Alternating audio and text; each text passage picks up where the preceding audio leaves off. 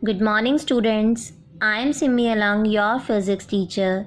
We are doing chapter light, and in the previous video we have learned about the mirrors. There we have discussed that mirror, there are of two types, plane mirror and spherical mirror. Then we have done the discussion related to the plane mirror and the properties of image formed by a plane mirror. So this we have discussed in the last video. So today topic is the spherical mirror, or the spherical mirror can be, you can say it as a curved mirror. तो spherical mirror is a mirror with a curved reflecting surface. मतलब ऐसा mirror जो है जिसका reflecting surface जो है वो कैसा हो, कर्व्ड शेप का हो. ठीक है, curved shape means like this. ठीक है, लाइक दिस शेप, ये शेप होती है हमारी कर्व्ड शेप. और ये कर्व्ड शेप में ये ऐसे कह सकती हूँ कि ये ऐसी शेप है जो हमने एक होलो स्फीयर से ये एक पार्ट जो है वो हमने लिया है. ये एक जो हम यहाँ से ये पोर्शन अगर हम बाहर निकाल दें तो हमें ये इस तरीके से कर्व्ड शेप हमें मिलेगा. ओके, तो ये जो सरफेस है it will act as a reflecting surface with a curved reflecting surface. They are of two types, concave mirror and convex mirror. Concave mirror क्या है? Concave mirror it is a part of a hollow sphere whose outer surface is silvered. Okay, outer surface का मतलब ये हो गया, अगर मैं ये कर्व्ड सरफेस जो ले रही हूँ जिसका जो आउटर सरफेस है, मतलब वो सरफेस जो कि बाहर की तरफ बल्ज हुआ है, मतलब उभरा हुआ है, वो सिल्वर्ड हो, मतलब ये वाली side. And the inner surface act as a reflecting surface. जो अंदर वाली साइड है वो कैसे बिहेव करे? रिफ्लेक्टिंग. ओके, मीन्स रिफ्लेक्ट करे, वो रिफ्लेक्टिंग सरफेस की तरह बिहेव करे, तो हम उस मिरर को कहते हैं कनकेव मिरर. फॉर एग्जाम्पल, अगर हम यहाँ पर एक ये स्पून अगर ले रहे हैं, जैसे कि ये एक शेप को इंडिकेट कर रहा है, ये मिरर नहीं है, बिकॉज वी हैव लर्न कि जो हमारे मेटालिक सरफेस जो हैं या कुछ टाइल्स हैं, कुछ ग्लेज टाइल्स हैं, आप इमेजेस जो हैं फॉर्म उनके अंदर आप देख सकते हैं, you can see the reflection. तो यहाँ पर जस्ट एक शेप को जो है वो हम देख रहे हैं कि ये जो शेप है ये स्पून की जो कि अंदर की तरफ है. ठीक है, तो ये कैसा सरफेस है? ये कनकेव सरफेस है, ये मिरर नहीं है, ये एक तरह से कनकेव सरफेस है, लेकिन इसके अंदर भी आप अपनी रिफ्लेक्शन जो है वो देख सकते हो. ठीक है, पर इतनी क्लियर इमेज जो है वो हमें नहीं मिलेगी इसके अंदर क्योंकि ये मिरर नहीं है. ओके, तो यहाँ थोड़ी सी रिफ्लेक्शन, अगर आप ये देखो ये यहाँ पर पेंसिल की जो इमेज जो है वो आप देख रहे हो, रिफ्लेक्शन देख रहे हो. लेकिन अगर मैं इस सरफेस की अगर बात करूँ, क्योंकि ये अंदर की तरफ प्रेस हुआ है, तो इस सामने वाले पोर्शन को जो मैं ये क्या कहूँगी, दिस इज़ कनकेव सरफेस. ठीक है, तो वो ऐसा मिरर जो कि इस तरीके से हो. ठीक है, थोड़ा सा इस तरीके से. अभी मेरे पास मिरर अवेलेबल नहीं है, but the shape will be like this way, but in circular form. Okay, ठीक है, तो दैट मीन्स जिसका सरफेस जो है, जो बाहर की तरफ जो उभरा हुआ पार्ट होगा वो सिल्वर्ड होगा और अंदर वाला जो पार्ट होगा वो रिफ्लेक्टिंग होगा, उस मिरर को हम कहेंगे concave mirror. Okay, then is the I have just draw a diagram for concave mirror कि यहाँ पर ये वाला जो पोर्शन है वो हमारा सिल्वर्ड है, बाहर वाला पोर्शन, और अंदर जो है वो रिफ्लेक्टिंग सरफेस है. Then is a convex mirror. It is a part of hollow sphere whose outer surface act as a reflecting surface. जिसका बाहर वाला सरफेस जो है वो रिफ्लेक्टिंग सरफेस की तरह बिहेव करे, और अंदर वाला जो है वो कैसे बिहेव करे? It will behaves as a silver. ठीक है, अंदर वाली साइड जो होगी वो पॉलिश्ड होगी और बाहर वाली साइड जो होगी वो रिफ्लेक्टिंग होगी.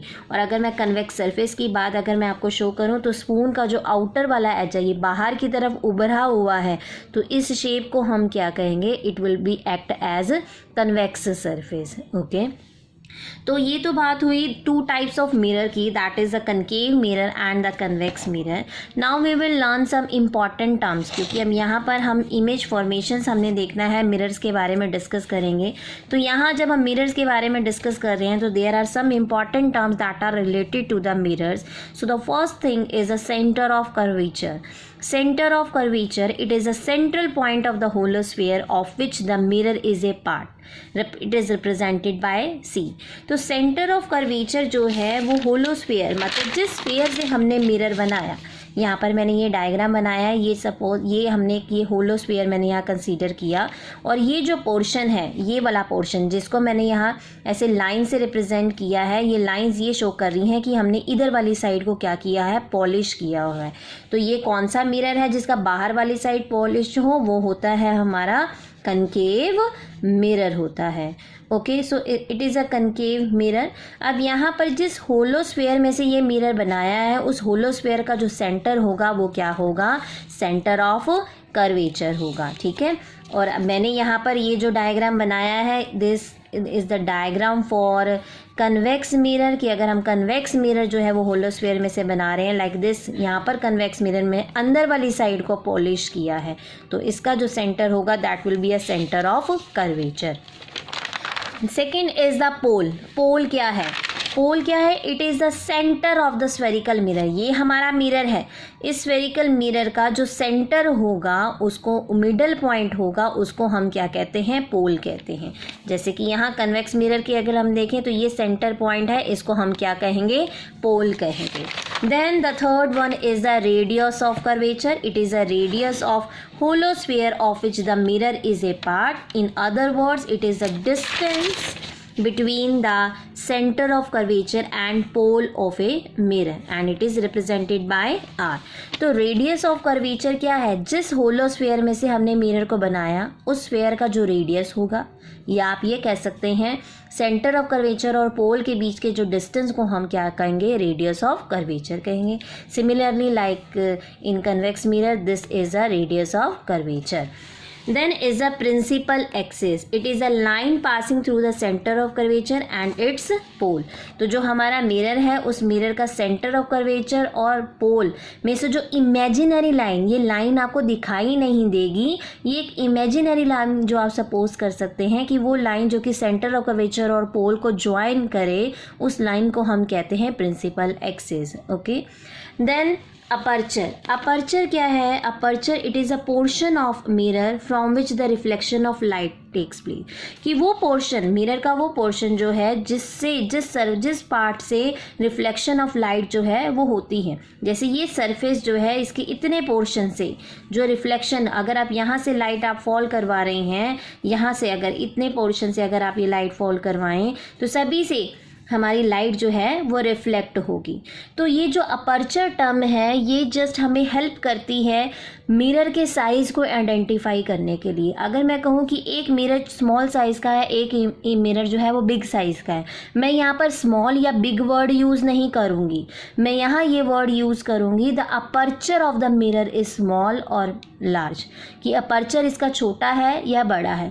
वहाँ से हमें ये इंडिकेट मिल जाएगा कि उसका साइज़ जो है, मतलब जितने पोर्शन में लाइट हमने फॉल करवानी है वो किसी का कम है तो किसी का ज़्यादा है। Okay, then is a principal focus and focal length. ये इसका कंसेप्ट थोड़ा सा ज़्यादा क्लियर होगा जब when we will do the rules for the formation of image, but अभी यहाँ पर अब मैं आपको थोड़ा सा रफली एक्सप्लेन कर देती हूँ। प्रिंसिपल फोकस जो है, ये वो पॉइंट होता है प्रिंसिपल एक्सिस के ऊपर जहाँ पर रेज ऑफ लाइट जो हैं, जितनी भी रेज ऑफ लाइट जो कि प्रिंसिपल एक्सिस के पैरेलली आगे की तरफ मूव करती हैं, मिरर की तरफ जब मूव करती हैं और वहाँ से टकराने के बाद किसी एक पॉइंट पर मीट करें या अपीयर्स टू मीट हों after reflection from the spherical mirror, उसको हम क्या कहते हैं, प्रिंसिपल फोकस कहते हैं। तो चलो स्टूडेंट्स, मैं आपको यहाँ एक्सप्लेन कर ही देती हूँ क्योंकि मैंने यहाँ पर एक डायग्राम बनाया हुआ है। यहाँ देखिए कि जैसे ये हमारा जो है ये कनकेव मिरर है, ठीक है। कोई भी रे ऑफ लाइट, यहाँ पर मैंने कौन सी ली है, यहाँ पर डेफिनेशन में हम कह रहे हैं जब रेज ऑफ लाइट कैसे जा रही हूँ, पैरेलल जा रही हूँ। तो जब रेज ऑफ लाइट जो हैं वो कैसे मूव करें, पैरेलल मूव करें प्रिंसिपल एक्सिस के। ये प्रिंसिपल एक्सिस, ये इंसिडेंट रे पैरेलल है, तो ये रिफ्लेक्ट होने के बाद किस पॉइंट से पास करेंगी, ये टकराने के बाद जिस पॉइंट से पास करेंगी उस पॉइंट को क्या कहते हैं, प्रिंसिपल फोकस कहते हैं।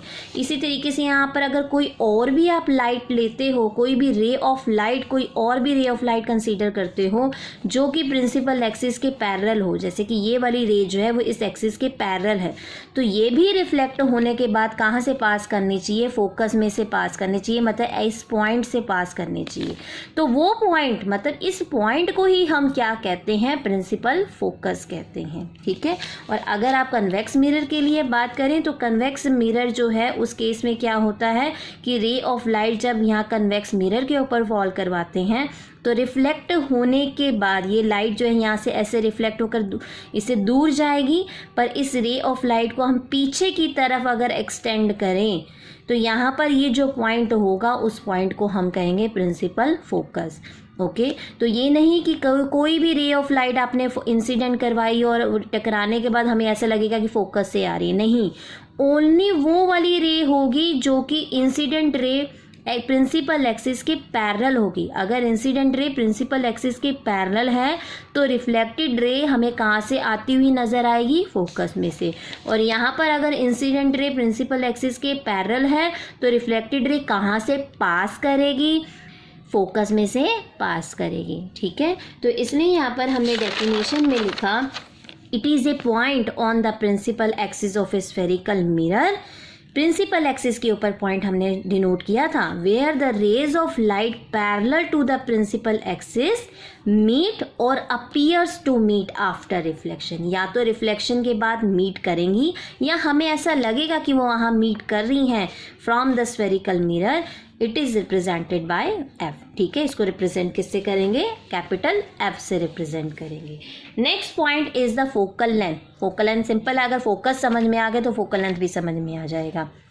फोकल लेंथ क्या है, पोल से फोकस तक के डिस्टेंस को हम क्या कहते हैं, फोकल लेंथ कहते हैं। अब यहाँ मैंने फोकस नहीं ड्रॉ किया हुआ, आप यहाँ देखें कि पोल से फोकस तक के डिस्टेंस को क्या कहते हैं, फोकल लेंथ कहते हैं। यहाँ पोल से फोकस तक के डिस्टेंस को हम क्या कहेंगे, फोकल लेंथ कहेंगे। तो स्टूडेंट यहाँ एक और चीज़ जो है वो नोट करने वाली बात ये है, यहाँ आप देखें यहाँ पर फोकस जो है वो मिरर के सामने है और कन्वेक्स मिरर में आप देखें तो फोकस जो है वो मिरर के पीछे हैं। ठीक है, तो ये आपने पॉइंट जो है वो एक लर्न करना है। कनकेव मिरर में फोकस जो है वो मिरर के सामने होता है और कन्वेक्स मिरर में जो फोकस होता है वो मिरर के पीछे होता है। Is it clear? Okay, so now we have understand some terms that are related to the mirrors.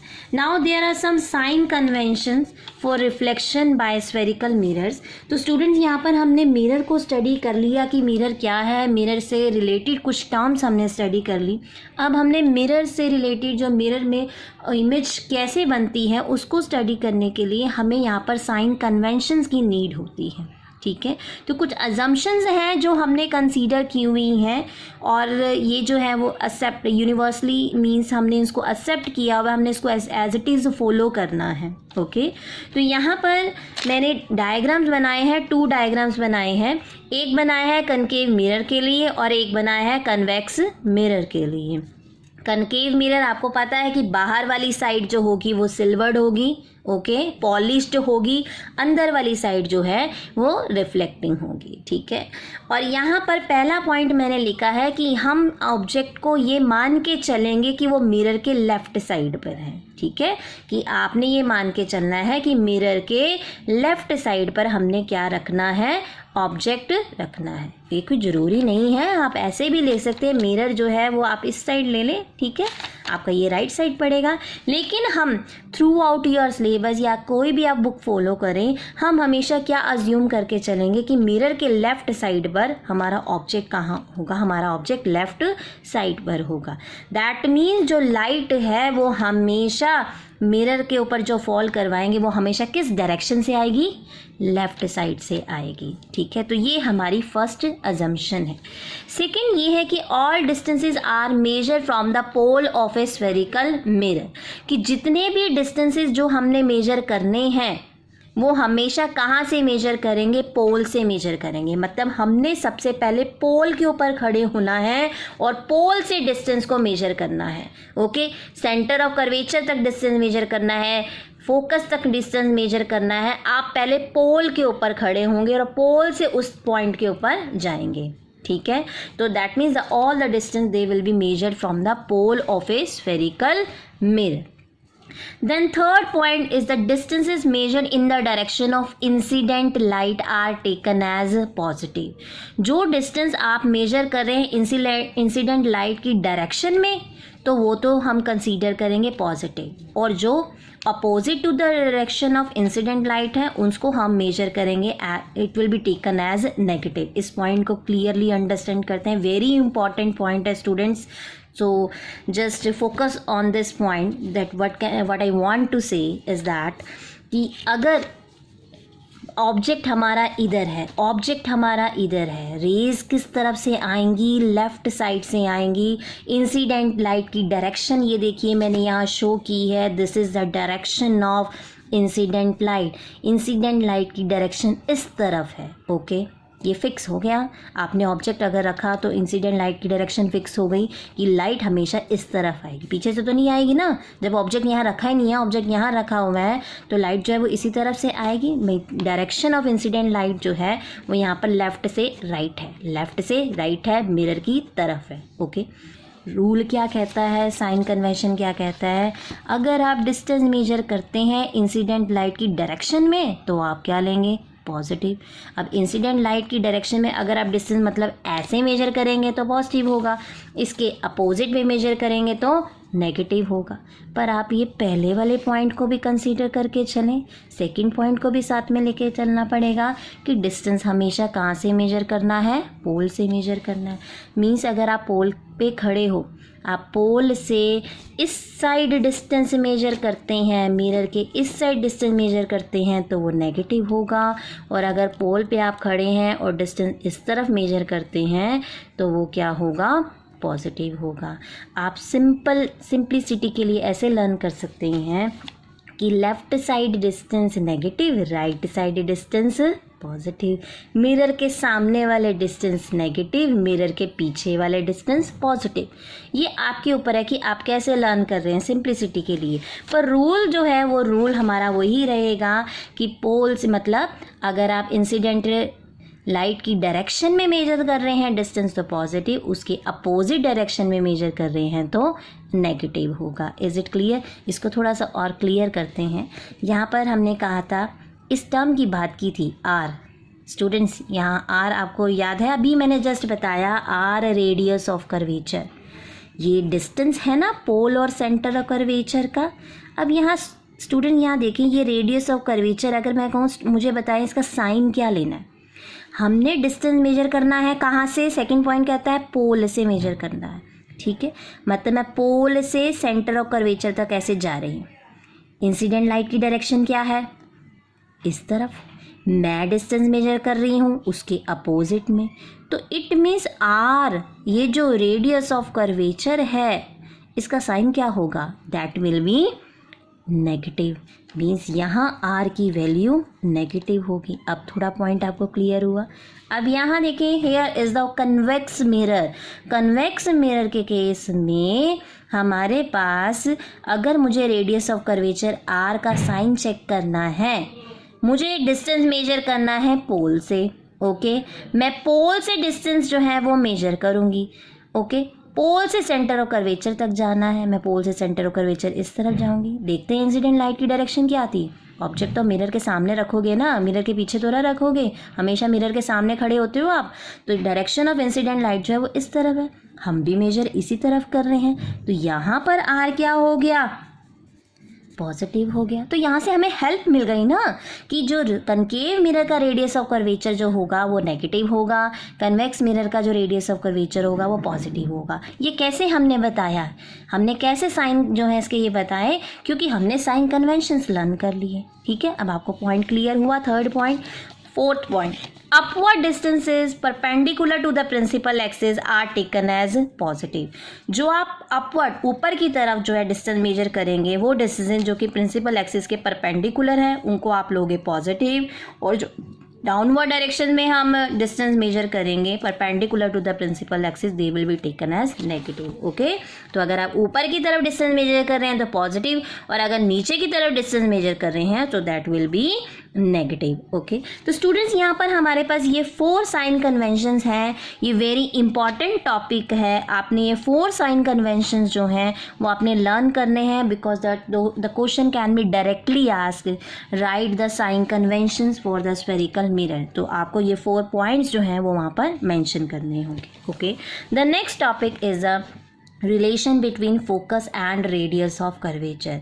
Okay, it is a relation between focus नहीं, यहाँ आ जाएगा students, it is a relation between focal length. Okay, relation between focal length and radius of curvature. ठीक है, अभी आपने topic किया है, तो अभी मैं दोबारा से बता देती हूँ। फोकल लेंथ क्या था? फोकल लेंथ था पोल से फोकस तक के डिस्टेंस को कहते हैं फोकल लेंथ, और पोल से सेंटर ऑफ कर्वेचर के डिस्टेंस को हम कहते हैं रेडियस ऑफ कर्वेचर। ओके, अब याद आ गया दोबारा से। तो यहाँ पर हेयर फोकल लेंथ और रेडियस ऑफ कर्वेचर के बीच में जो रिलेशन होता है स्टूडेंट्स, आपने लर्न करना है कि फोकल लेंथ जो है वो हमेशा रेडियस ऑफ कर्वेचर का क्या होगा? हाफ होगा। उल्टा भी लर्न कर सकते हैं, that radius of curvature will always be equal to 2 times of the focal length. Okay, तो दैट मीन्स यहाँ से आपको एक पिक्चर जो है वो आपके माइंड में बन जानी चाहिए। वो क्या बननी चाहिए इमेज? वो ये बननी चाहिए कि जब भी आप कोई मिरर बनाएं और जो आप पॉइंट सेंटर ऑफ कर्वेचर जो है वो अज्यूम करें, सेंटर ऑफ कर्वेचर और पोल जो भी आप अज्यूम, जैसे पोल तो ये फिक्स हो गया middle point, centre of curvature अगर आपने यहाँ बनाया है तो फोकस हमेशा कहाँ बनना चाहिए? पोल और सेंटर ऑफ कर्वेचर के बीच में बनना चाहिए। आप फोकस को यहाँ बना दें, ठीक है, वो गलत हो जाएगा, it will be wrong. So it will be between pole and centre of curvature. Okay, क्योंकि रेडियस ऑफ कर्वेचर तो ये है टोटल और फोकल लेंथ ये है, तो यहाँ से सिंपल सा क्लियर है कि ये जो फोकस है ये इन दोनों के बीच में होना चाहिए। Is it clear? So this was about the relation between focal length and the radius of curvature. Now the next topic is rules for obtaining images formed by A spherical mirror. ठीक है, तो students अब यहाँ पर हम धीरे धीरे जो है इमेज फॉर्मेशन की तरफ जो है we are moving towards the image formations, कि कैसे मिरर में जो है वो इमेजेस जो हैं वो बनती हैं। लेकिन सबसे पहले हमें क्या लर्न करना है? रूल्स क्या हैं। ठीक है, तो first rule, incident ray of light parallel to the principal axis. अगर इंसिडेंट लाइट जो है वो प्रिंसिपल एक्सिस के पैरेलल है, यहाँ पर ये कहने का मतलब है कि आपने एक कनकेव मिरर लिया या कन्वेक्स मिरर लिया, ठीक है, क्योंकि हम स्फेरिकल मिरर को स्टडी कर रहे हैं, और उसके सामने रख दिया हमने एक ऑब्जेक्ट, और यहाँ ऑब्जेक्ट से जो रे ऑफ लाइट आ रही है, जो इंसिडेंट रे आ रही है, देखो जो सी लाइट आती है उसको इंसिडेंट रे कहते हैं, जो सी लाइट फॉल करवाते हैं उसे इंसिडेंट कहते हैं। तो यहाँ से जो इंसिडेंट रे ऑफ लाइट वो कैसे आए? अगर वो parallel to the principal axis आए, ठीक है, तो पहला रूल ये कहता है, फर्स्ट रूल ये कहता है कि when the ray of light is parallel, when the incident ray of light is parallel to the principal axis, after reflection from the reflecting surface it will pass through focus. Concave mirror के case में वो हमेशा कहाँ से पास करेगा?